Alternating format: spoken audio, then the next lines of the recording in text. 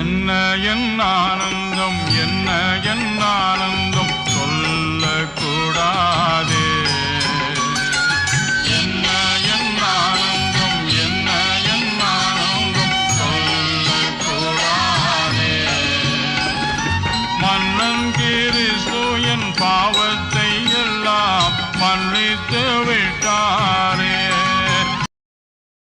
வெள்ளங்கி பொன்முடி வாத்தியம் மேல் வீட்டில் ஜெய கொடியுடனே மண்ணுலகில் வந்து விண்ணுலகில் சென்ற மன்னனை ஸ்தோத்தரிப்போம்.